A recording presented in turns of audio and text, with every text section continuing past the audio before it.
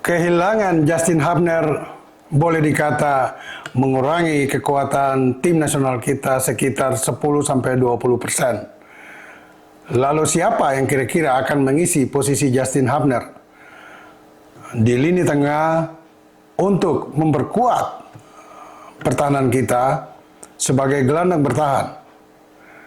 Dan saya tidak melihat ada pemain yang sekelas Justin Hubner untuk tugas sebagai pekerja atau worker dalam istilah sepak bola.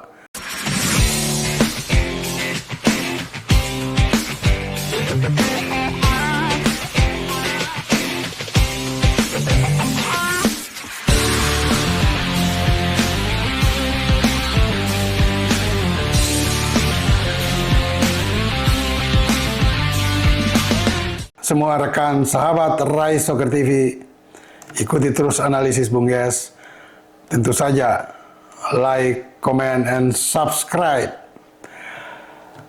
Tim kita tinggal hitungan hari akan melakoni pertandingan perdana mengawali babak ketiga kualifikasi Piala Dunia Zona Asia melawan tuan rumah Arab Saudi di Jeddah tanggal 5 September nanti, hari Kamis. Tetapi kekuatan tim kita belum solid secara tim. Solid dalam arti ada beberapa pemain inti yang memang tidak terlibat di dalamnya. Ya, seperti konten saya 2 hari lalu, kita semua tahu bersama ada sejumlah pemain bertahan yang tidak bisa memperkuat tim yang ditangani pelatih Sintayong atau STY.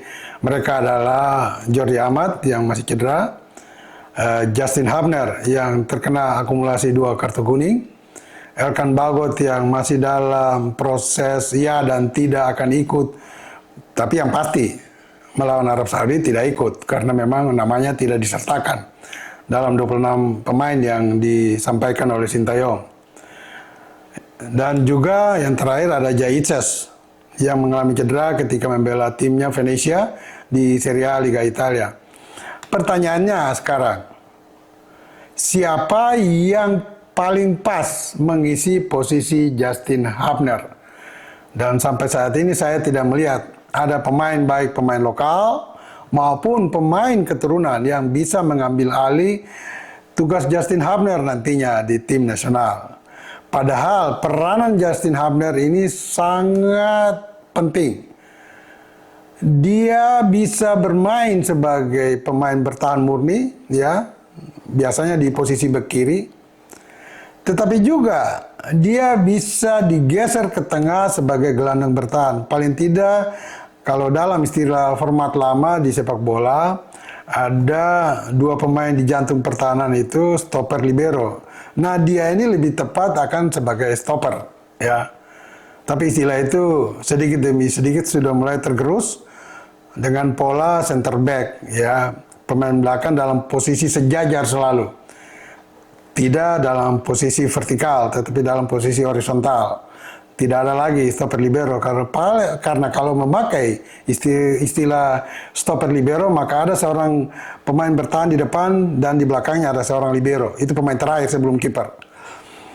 Nah, kita lihat kalau seandainya Justin Hubner tidak ada, lalu Sintayong harus memainkan siapa? Kemungkinan besar dia akan lebih memperbanyak kuantitas pemain di lini tengah.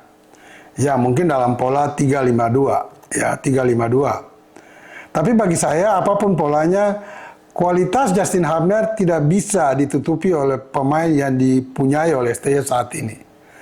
Kita tahu di gelandang ada Tom Haye, ada juga Ivar Jenner, ada juga Calvin Verdong yang bisa ditarik sebagai gelandang menyerang. Ya, itulah pemain-pemain keturunan. Dan juga ada pemain lokal yang mungkin dalam tanda kutip pemain kesayangan STY, yaitu Marcelino Ferdinand. Ini selalu diutamakan sebagai starting. Di depan tentu saja ada Rafael Struijk dan juga Ragnar Oratmangun. Ya, mungkin juga ada beberapa pemain lain, tapi mungkin akan menyusul di pertandingan berikut ketika melawan Australia 5 hari kemudian, 10 September di Jakarta. Nah, ini harus diperhitungkan betul. Tapi saya yakin pelatih sekelas STY sudah memikirkan itu semua. Dan apapun kombinasi susunan pemain yang akan diturunkan melawan Arab Saudi, itu tentu sudah dalam perhitungan yang sangat matang dari berbagai aspek. Aspek kualitas individu, aspek kondisi terakhir pemain tersebut, ya, juga aspek kerjasama nantinya dalam tim. Nah, ini tentu sudah dipikirkan betul oleh STY sesuai dengan taktik strategi yang akan dimainkan oleh dia. Dan kita berharap di lini tengah ini 5 pemain ini harus saling mengisi dalam bertahan maupun menyerang. Ketika ditekan, mereka harus kompak atau minimal 2 gelandang sayap kiri maupun kanan harus ikut membantu pertahanan. Karena kalau kita lihat atau STY lebih mempercayakan Tom Haye untuk bermain, bertahan dan menyerang, saya kira ini sebuah kesalahan fatal nanti. Karena Tom Haye mungkin lebih dibutuhkan untuk membantu serangan. Tidak saja dia sangat cerdas dalam melepaskan umpan, tapi dia juga punya kemampuan untuk melepaskan tendangan-tendangan keras ke gawang lawan. Dan pemain ini sangat cerdas. Juga ada Ivar Jenner di sana. Atau mungkin tugas Justin Hubner bisa diambil alih oleh Ivar Jenner sebagai gelandang bertahan, dan sebagai pengatur serangan dipercayakan kepada Tom Haye. Ya, sekali lagi, semua keputusan itu ada pada STY, dan tentu STY sudah memperhitungkan berbagai alasan untuk pemain-pemain yang dia turunkan di lini tengah maupun depan. Di depan pilihan paling utama ya sudah pasti. Kalau pakai 2 depan, Ragnar Ormangun dan Rafael Strijk. Kalau 3 ada juga Calvin Verdong. Tinggal bagaimana taktik dan strategi pola yang akan diinginkan oleh STY untuk menghadapi Arab Saudi nanti. Dan kita berharap tanggal 5 nanti kita semua dalam euforia yang tinggi dan mendapat kabar gembira, menyaksikan adik-adik, anak-anak kita bermain dengan baik, minimal bisa mendapat 1 poin di kandang Arab Saudi. Ya, kita hanya bisa berdoa. Tapi ya sekali lagi, dukungan moral itu sangat penting. Baik lewat media, ya, karena media itu bisa memberikan informasi-informasi positif dan produktif untuk mendukung tim kita secara tidak langsung. Nah, bagi semua rekan sahabat Rai Soccer TV, jangan lupa, ingat bola itu bulat. Giring terus!